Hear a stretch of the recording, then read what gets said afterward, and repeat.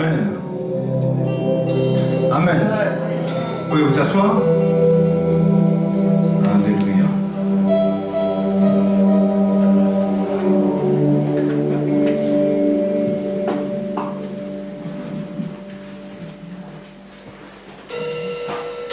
Je crois que tout ce qu'on a chanté aussi ce matin résume un peu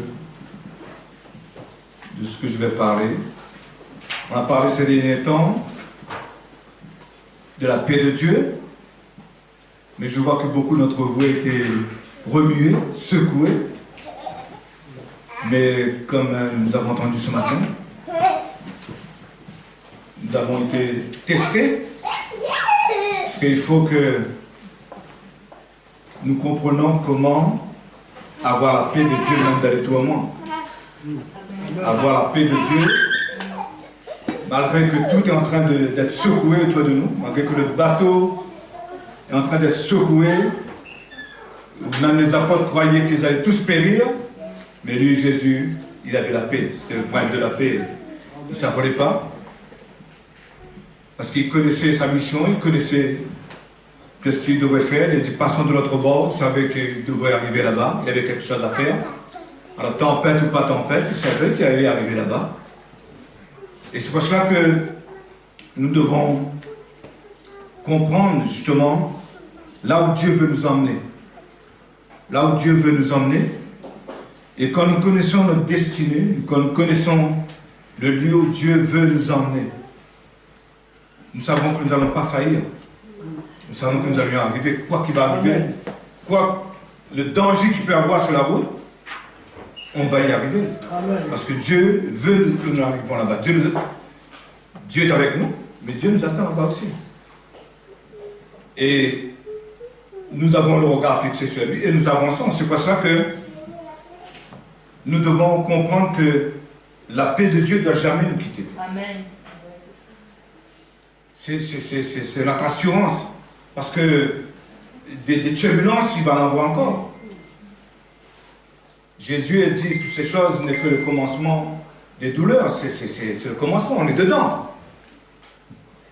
Et il nous dit, nous, soyez en paix. Et vous savez, j'avais reçu quelque chose, une prophétie que j'ai tout en image, mais je n'ai pas encore le vocabulaire pour le mettre par écrit. Au sujet de l'Église ici en France et de ce gouvernement, et il faut que je l'écrive. Et puis le Seigneur m'a attiré mon attention sur un verset dans Matthieu 10, je crois. Voilà. Matthieu 10, 34. Alors je dirais qu'avec ce qu'on parlait ces derniers temps, et avec ce verset,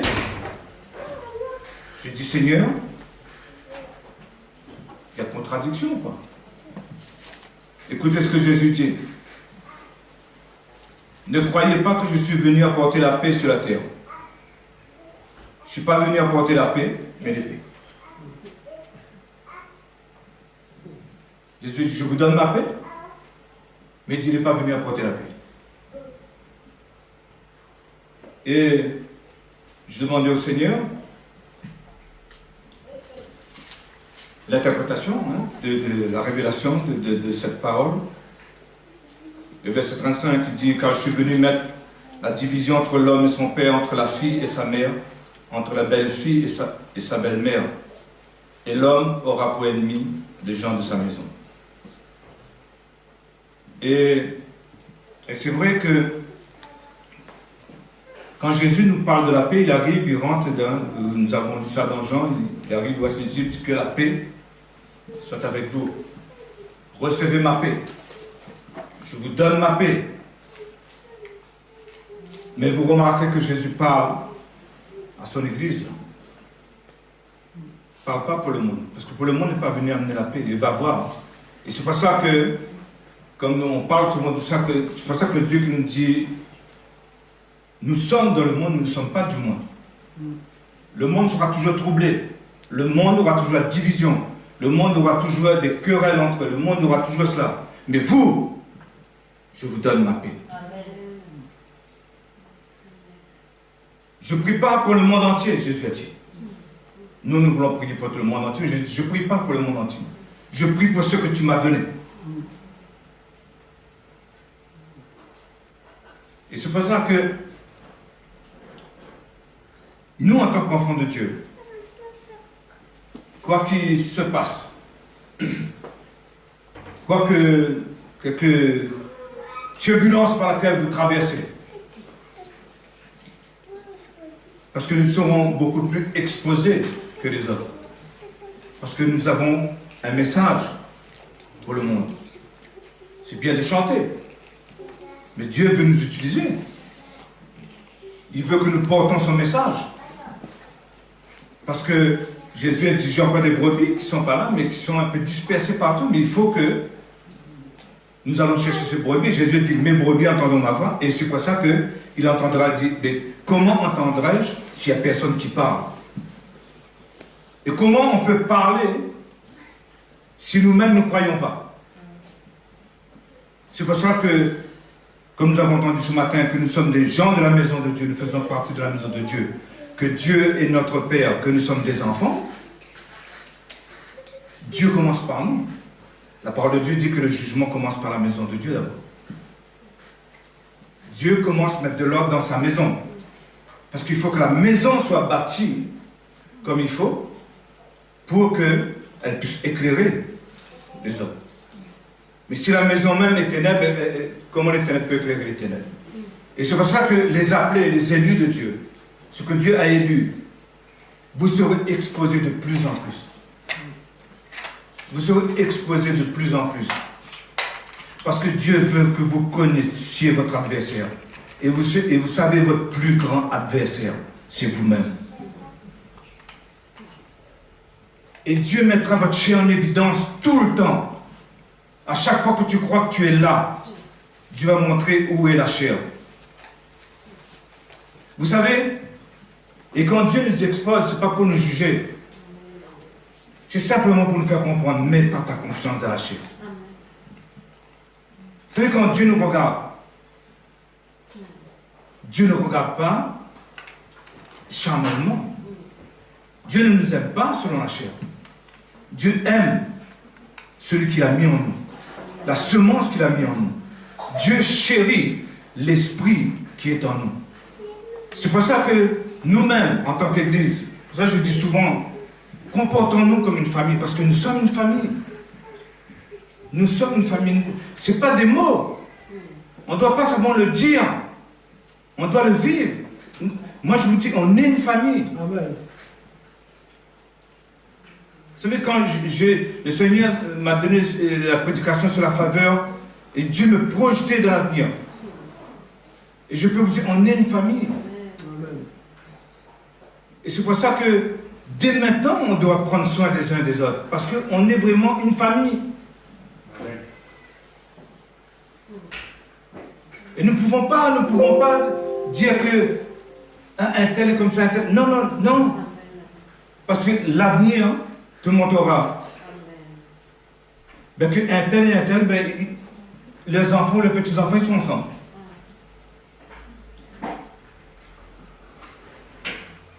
Et c'est ta famille maintenant. Dans la lignée, c'est ta famille. Et c'est pour ça que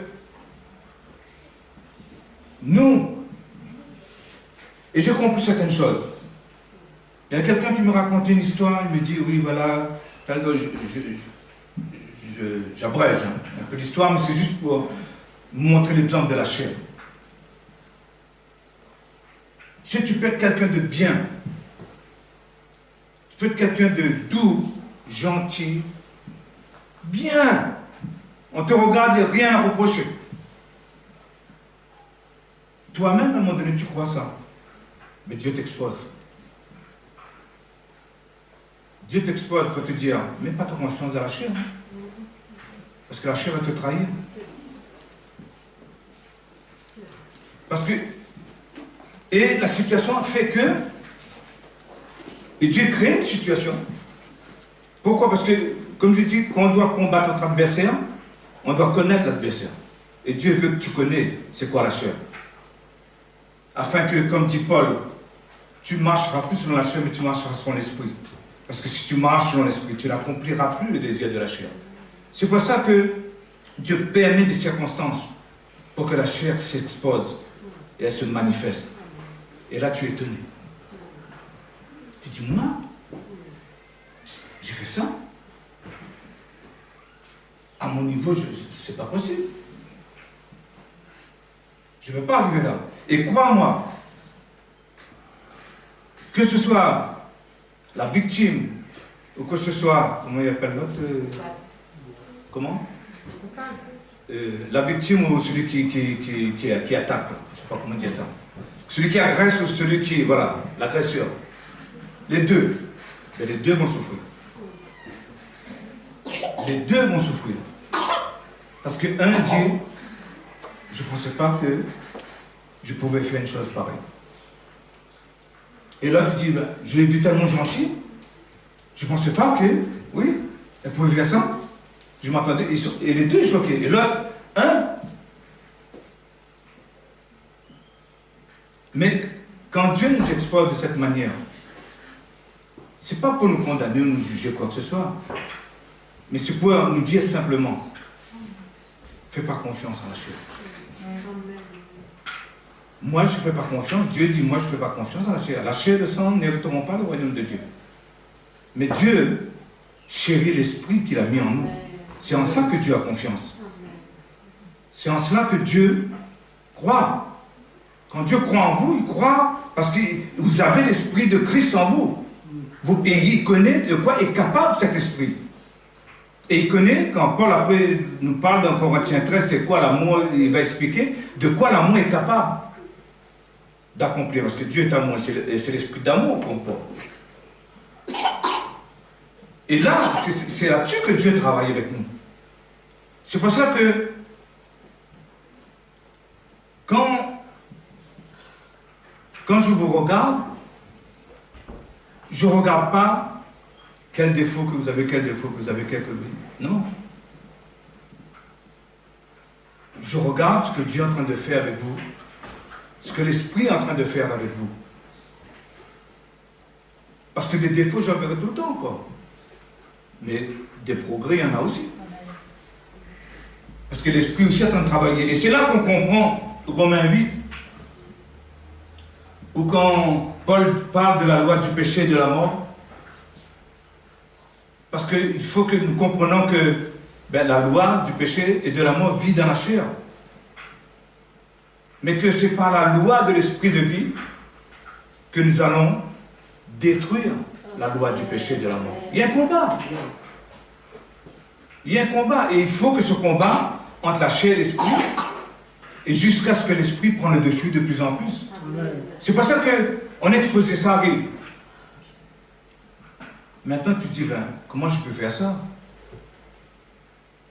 Je suis un ancien, je suis pasteur, et comment j'ai pu agir de cette manière? Mais Dieu dit, tu as besoin de ma grâce, tu as besoin. Mais moi, j'ai confiance en toi parce que tu portes ma semence. Et tu vas reprendre le dessus. Lève-toi. Il y a encore des guerres à mener. Mais, et de plus en plus, tu ne feras plus confiance à la chair. De plus en plus, tu appuieras sur Dieu. Tu lui feras confiance. Tu me dis, fais Seigneur, je fais. Mais je ne vais pas dire, parce que je prie pour un malade, je guéris le malade, je vais partout et guérir le malade. Est-ce que Dieu t'envoie à le faire? Parce que souvent, c'est ça qu'on fait. Parce qu'après, c'est ça que Paul veut dire quand il dit, vous avez commencé par l'esprit, vous finissez par la chair. Parce que souvent, la chair veut se glorifier tout le temps, lui. La chair veut dire, oui, d'accord, Dieu t'aide, mais toi aussi, tu fais le tien aussi. Et Dieu veut que, simplement, nous comptons sur son esprit. On l'a entendu, on a répété beaucoup, ce n'est ni par force, ni par puissance, mais par mon esprit. Et c'est pour cela, mes amis, peut-être que vous avez vécu des moments difficiles, vous avez été exposé à certaines choses que vous étiez étonné de vous-même. Mais on tire leçon de cela. Et on connaît de quoi la chair est capable. La prochaine fois que ça représente, que ça va se représenter, oui. Vous savez comment vous comporter. Vous savez comment agir. Parce que nous ne devons pas ignorer les desseins de l'ennemi. Nous devons savoir comment l'ennemi se sert de la chair pour nous déstabiliser. C'est pour ça que nous ne mettions pas, nous ne mettions pas notre confiance dans la chair, nous mettons notre confiance dans la parole de Dieu, par l'Esprit de Dieu qui vit en nous. Amen. Alors pour revenir sur la paix de Dieu, et c'est vrai que Dieu nous met à part, comme je dis, Dieu nous expose, Dieu veut que nous comprenions qu'il n'y a rien de bon dans la chair, et que nous devons faire confiance à son esprit. Et Dieu nous prépare justement pour être la lumière qui va éclairer cette nation. Et Dieu veut que quand tu parles, tu sais de quoi tu parles. Quand tu dis quelque chose, ce n'est pas de la théologie que tu as appris dans un livre, mais c'est des choses que tu as vécues. C'est des choses que tu sais comment la chair travaille. C'est bien de dire aux gens, ah, il ne faut pas marcher sur la chair, il faut marcher selon l'esprit, parce que c'est écrit. Mais tu sais ce que ça veut dire, ça? Tu sais ce que c'est marcher selon la chair, marcher selon l'esprit? Tu as déjà mené ce combat-là? Et il faut qu'on mène ce combat-là pour parler. Il faut qu'on sait de quoi la chair est capable de faire. Vous savez, moi, souvent j'ai déjà dit ça. Sans la grâce de Dieu, tout le monde ici est capable du pire. Tout le monde ici. Il n'y a pas de gentil sans la grâce de Dieu. C'est Dieu qui nous maintient. La différence, vous savez, j'avais entendu ça un jour, ça m'avait marqué, c'est là-dessus que j'ai beaucoup médité cela. La différence entre nous et un non-chrétien, c'est Jésus en nous. Parce qu'on est comme lui. Mais c'est la semence de Dieu en nous, qui est en train de travailler en nous, et qui est en train de nous faire prendre conscience combien de plus en plus on a besoin de Dieu. Qu'on doit être attaché à lui. Que c'est lui le souffle de vie. Tu te coupes, tu es mort. Ne crois pas que toute la connaissance que tu as, même de ce qui est bien, que ça va te protéger. Parce que tu verras, tu tomberas de cette parole que Paul a dit. J'arrive pas à faire le bien que je voudrais faire. Et je fais le mal que je voudrais pas faire. Tu le feras ça, parce que la chair est comme ça. Et on a besoin de la grâce de Dieu.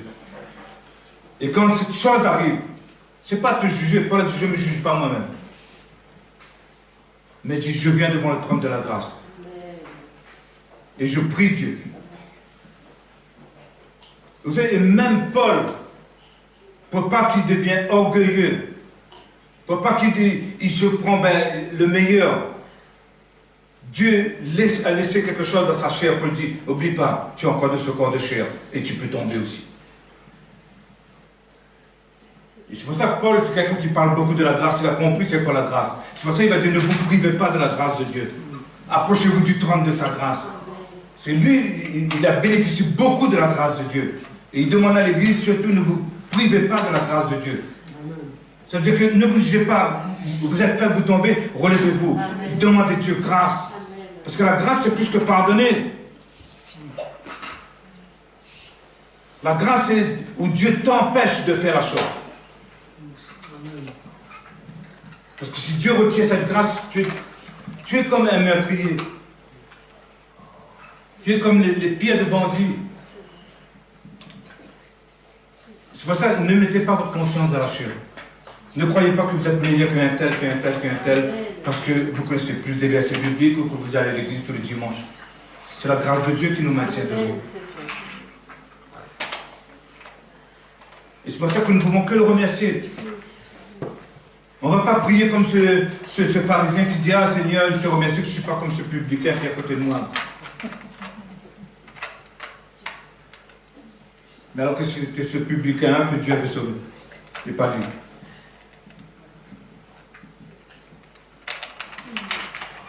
Et c'est pour ça que faisons-nous, comprenez-moi, hein, confiance, parce que Dieu nous fait confiance. Faisons-nous confiance de ce que Dieu est en train de faire chez nous. Et comme je vous dis, si Dieu nous a mis à part, si Dieu nous a appelés, si Dieu nous a justifiés, il nous a aussi glorifiés avec lui. Et c'est pour ça que nous pouvons nous pardonner réciproquement. Parce que Dieu l'a fait pour nous. Nous pouvons pardonner les faiblesses de chacun. Parce que Dieu l'a fait pour nous. Nous avons entendu ce matin, quand Dieu nous a aimés, il nous a aimés dans le pire moment. Dieu dit, lorsque nous étions encore pécheurs, Christ est mort pour nous. Pas lorsque nous étions bons. Lorsque nous étions encore pécheurs, Christ nous a aimés. Parce qu'il a vu le dessein de Dieu. Il a vu ce que Dieu allait faire avec les gens. Il a vu cette église. Et c'est pour cela que, aujourd'hui, je peux vous dire que de plus en plus, ça peut paraître contradictoire ce que je dis, mais comprenez-moi bien dans l'esprit. Je vous fais de plus en plus confiance parce que Dieu vous fait confiance. Parce que je sais quel travail que Dieu est en train de faire chez vous. Qu'importe vos faiblesses, qu'importe les attaques ou le moment où vous avez marre, j'en peux plus. Et vous avez remarqué, c'est dans le moment où tu vas lâcher que Dieu intervient. Parce que Dieu ne tente pas de la non-force. Il connaît jusqu'où tu peux aller. Et il veut te montrer jusqu'où tu peux y aller. Moi, je rappelle souvent, parce que j'ai pas eu... C'est pas facile non plus pour moi aussi. Hein. Et à chaque fois où j'ai craqué, je voulais lâcher tout, il y avait de nouvelles personnes qui venaient. Je dis, ben, je ne peux pas pour eux, en fait. Je dois les aider. Je dis, mais pourquoi tu me fais ça? J'en pouvais plus. Et tu me renvoies de nouvelles personnes. Parce que Dieu connaît les limites. Dieu connaît jusqu'où on peut aller. Parce que vous savez, une chose que j'ai appris cette semaine, ou la semaine dernière, je ne sais plus. Dieu, écoutez-moi bien, Dieu ne fera rien pour nous. Parce qu'il a déjà tout fait. C'est à nous de le faire maintenant. Jésus a dit, jusqu'à quand serai-je avec vous? Tu vois, tous les obstacles que vous rencontrez sur votre chemin, c'est à vous de le nettoyer.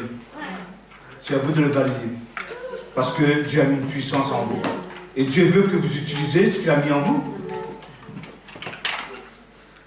On sait qu'on le fait par la puissance de Dieu qui agit en nous. Mais c'est toi qui vas le faire. Mais souvent, nous prions. Ah, Seigneur, fais ça pour moi. Ah, Seigneur, fais ça pour moi. Non, non. Fais-le, toi. Tu peux le faire. Jésus dit, jusqu'à quand serai-je avec vous? Pourquoi il faut toujours m'appeler moi pour chasser les démons? Vous pouvez le faire.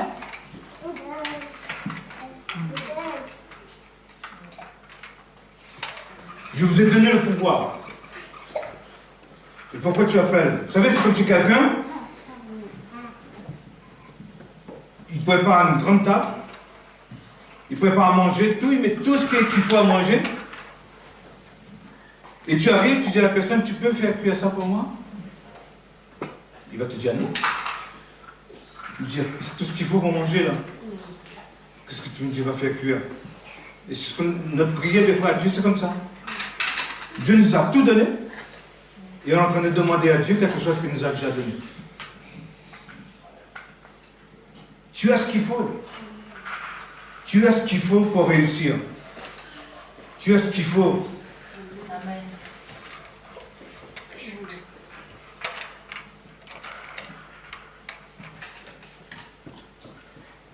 C'est pour ça qu'au milieu des problèmes, je confesse, j'ai la paix. Et je ne confesse pas comme un perroquet qui dit j'ai la paix, non. Parce que je le crois. J'ai reçu la paix de Christ. Le désordre, c'est pour le monde. L'épée, c'est pour le monde. Mais moi, j'ai la paix de Dieu.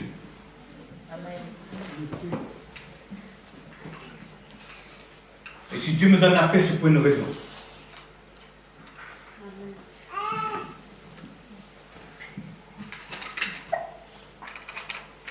Pour vous encourager, je vais lire un passage pour vous avec Jacques, dans Jacques. Chapitre 1er. Vous connaissez bien ce passage, mais je vais le lire avec vous, afin que les paroles soient bien imprégnées dans votre cœur. Et je peux vous dire que sortez fort de ce livre. Amen. Et restez fort. Amen. Parce que vous pouvez le faire.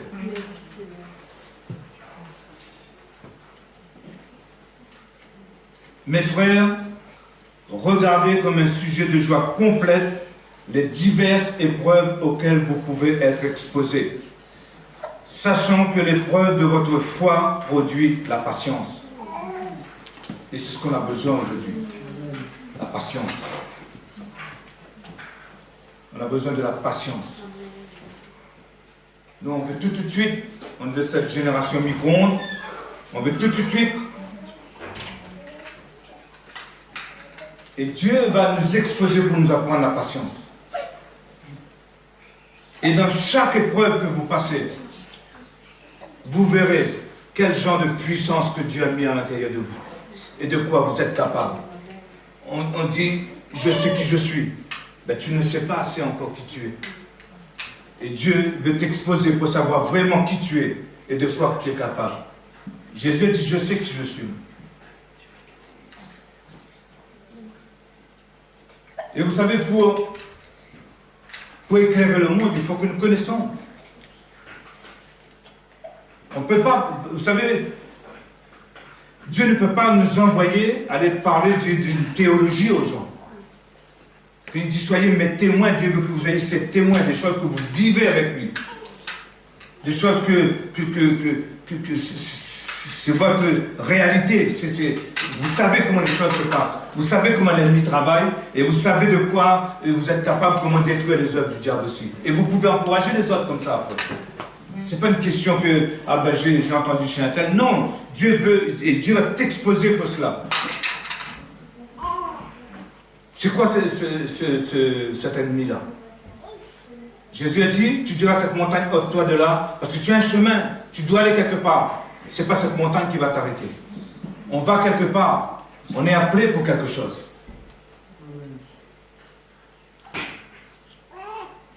Alors, que ce soit diverses épreuves par lesquelles vous traversez, comme j'ai dit dans une des prédications, et Jacques le dit ici, regardez cela comme un sujet de joie. Parce que pourquoi? Parce que Dieu est en train de te fortifier. Avant que tout cela arrive, vous l'avez dit, je crois que j'avais dit ça dans une prédication, que les épreuves qui vont nous arriver maintenant, ce n'est pas des épreuves qui viennent de l'ennemi, mais c'est des épreuves que Dieu met devant nous pour que nous puissions apprendre à combattre cet ennemi-là.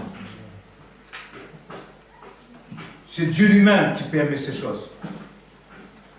Et Dieu il dit que la solution est là, est déjà en toi.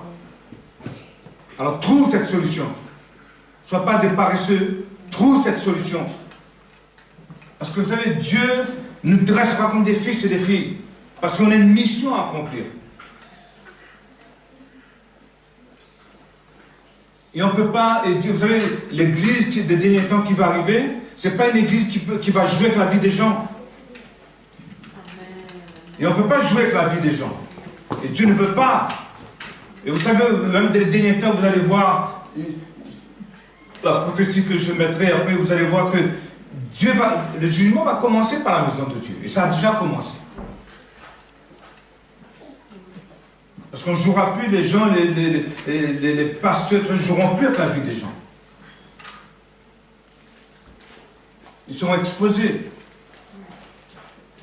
Parce qu'il faut que la lumière brille, il faut que la lumière éclaire ceux qui sont dans les ténèbres et ceux qui recherchent la lumière. Dieu a un peuple. Et Dieu est en train de lever des hommes et des femmes qui seront capables de parler dans la vie des gens parce qu'ils ont vécu, expérimenté des choses extraordinaires de la part de Dieu. Amen. Et il dit, mais il faut que la patience accomplisse parfaitement son œuvre, afin que vous soyez parfaits et accomplir sans faillir en rien. Amen. Dieu veut nous emmener à la perfection. C'est le chemin. Vous savez, comme je vous dis, quand on rentrera dans Sion, et c'est pour ça que Dieu nous fait grâce encore. Parce que vous savez, quand tu arrives là-bas, le péché n'est pas permis là-bas. Regardez simplement ce que Saphira et Ananias ont fait. Et ils sont morts dans la présence des apôtres. Juste menti. Ils ont juste menti. Mais c'était un mensonge qui avait des conséquences, hein, quand on analyse bien. C'était pas un petit mensonge, on peut croire. Mais ça avait beaucoup de conséquences dans le contexte. Et je n'ai pas le temps d'expliquer ça. Et vous savez, et c'est pour ça que Dieu ne veut pas que, quand nous comprenons les choses, quand nous avons déjà eu la victoire surtout sur ces choses-là, et que nous revenons en arrière, nous refaisons la même chose, Dieu ne permettra pas. On ne retournera pas ce qu'on a vomi. C'est pour ça, chaque combat que vous gagnez, tirez le soin de cela. Accrochez votre couronne, mettez votre coupe là, et afin de vous rappeler que j'ai gagné là, j'ai gagné là, j'ai gagné là, j'ai gagné là. Et tu vas gagner. C'est de victoire en victoire qu'on y gagne. On gagnera. Parce que Dieu a déjà mis tout ce qu'il faut en toi pour gagner. C'est pour ça que tu peux comprendre quand Dieu dit « Celui qui est en toi est plus fort que celui qui est dans le monde ». Pourquoi tu as peur de tous ces troubles? Pourquoi tu as peur de toutes ces choses? Pourquoi tu as peur de la crise économique? Pourquoi tu as peur? Le diable, comme je vous ai parlé de la semence, le diable essayera de te mettre ça dans ta tête tout le temps pour voler ta paix.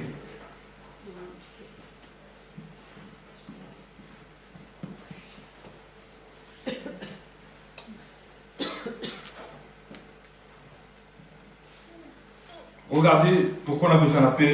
Regardez le psaume 34.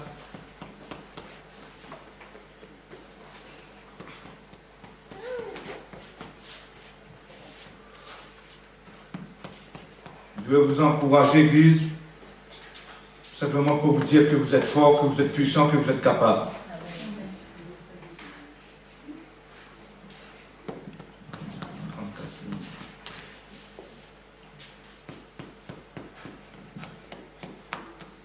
Il n'y a aucune tentation par laquelle vous ne pouvez pas surmonter, parce que Dieu est avec vous et Dieu vous a donné tout ce qu'il faut pour surmonter cela. Verset 15. Éloigne-toi du mal et fais le bien. Recherche et poursuis la paix. On doit rechercher et poursuivre la paix. C'est moi qui dois trouver la paix. Je la recherche et je la poursuis. J'ai besoin de la paix. J'ai faim et soif de la paix. J'en ai besoin, amen. Et lorsque je la trouve, la Bible dit que je dois vivre en paix. La paix doit devenir un style de vie, un mode de vie. Regardez dans 2 Corinthiens, chapitre 13. Je donne des versets pour que vous puissiez appuyer sur la parole de Dieu, non pas sur un discours persuasif de la sagesse humaine. Hein. Ce n'est pas moi qui parle, c'est la parole de Dieu. J'espère que vous avez des versets pour appuyer dessus. 2 Corinthiens chapitre 13, verset 11. Au reste, frères, soyez dans la joie. Soyez dans la joie. Même quand une épreuve vous arrive, Dieu, alléluia. Merci pour cette épreuve, Seigneur, parce que je vais combattre cet ennemi-là. Je vais prendre des coups, oui, mais il va en prendre aussi. Perfectionnez-vous, consolez-vous, ayez un même sentiment. Vivez en paix, et le Dieu d'amour et de paix sera avec vous.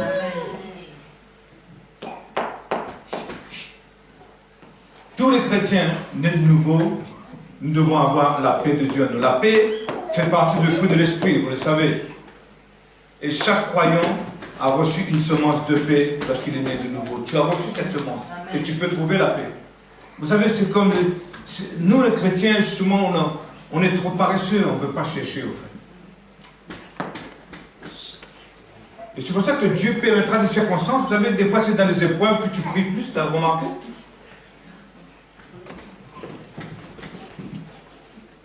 Dans les épreuves, même la faim passe. Tu as envie de même jeûner tout d'un coup.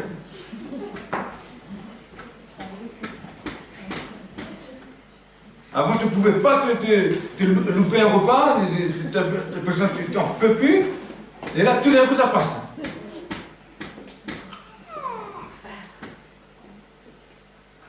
Parce que la paix, c'est quoi? La paix, c'est un état de repos total. C'est-à-dire qu'il y a le désordre, de la tempête, dans le bateau, ça secoue, et Jésus est en paix.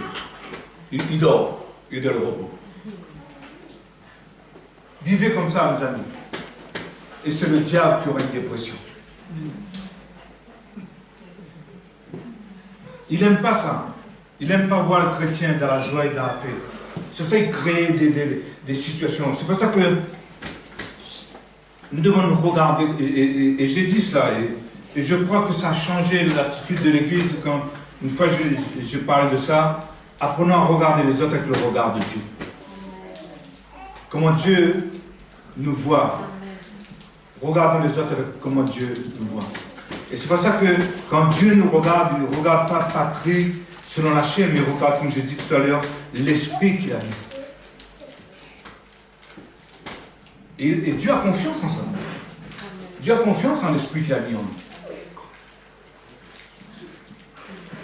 Parce que si on laisse cet esprit travailler en nous, Dieu, il sait qu'automatiquement tu vas gagner.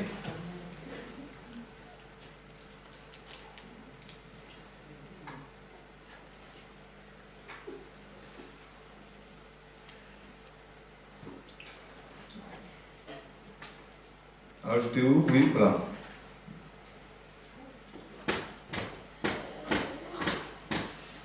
On doit avoir cette paix, oui, voilà, ouais, ok. Et c'est pour ça que cette sécurité, cette paix-là, nous devons trouver dans la parole de Dieu. Parce que dimanche dernier, j'ai parlé de cela justement. Je dis, la foi vient de ce qu'on entend. Et on a besoin d'entendre ce que Dieu dit. Parce que souvent, on entend trop de mauvaises nouvelles. Et on écoute ça. Et ça nous détruit. Jésus a dit que le diable enverra des soucis, des problèmes, il va créer plein de choses pour qu'il puisse voler la parole de Dieu, la semence que Dieu a mis en toi. Et je peux vous dire, dites-vous bien à chaque fois les choses que vous entendez. Là, dès maintenant, même le diable est en train de préparer des choses pour vous, là. Mais vous, appuyez-vous sur ce que Dieu a dit et faites-lui confiance. Et c'est pour ça que je vous dis que, quand Jacques dit, regardez comme un sujet de joie, toutes les diverses épreuves à laquelle vous pouvez traverser. Pourquoi? Parce que, comme je l'ai dit la dernière fois aussi, et vous verrez, si vous faisiez confiance à Dieu malgré dans tout cela, que toutes choses vont finir par concourir à votre bien, à vous.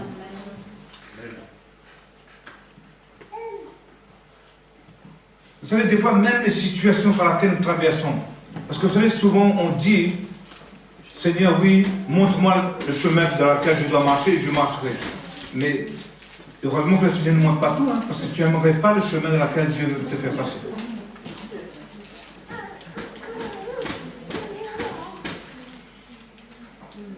C'est simplement de lui faire confiance. Parce que si tu vois ce chemin, tu dis, ah non, je ne traverse pas là. Tu vas prendre peur. Mais Dieu veut te... C'est en avançant, pas à pas, que la foi augmente. Et de plus en plus, tu as gagné là, ben je veux gagner là. Tu as gagné là, je veux gagner là. Et c'est pour ça que Dieu nous fait avancer de victoire en victoire. Arrêtez de croire que tu as besoin simplement de l'aide tout le temps. Dieu t'a donné ce qu'il faut pour réussir. Maintenant, c'est à toi de te lever, de te prendre en main te secouer et de dire, Dieu m'a promis la victoire, j'aurai la victoire.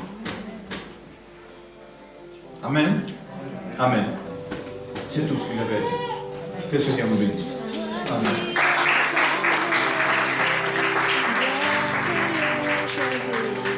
Tu